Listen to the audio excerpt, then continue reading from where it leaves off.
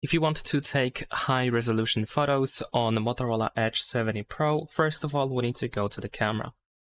Once you open the camera, then in here we can start by just simply going all the way to the right side in order to find the More option. And then here we have Ultra Res, which allows you to take photos using 50 megapixels. So usually if you use the photo mode, you use not full 50 megapixels. Let me actually check what is the amount of megapixels that we have.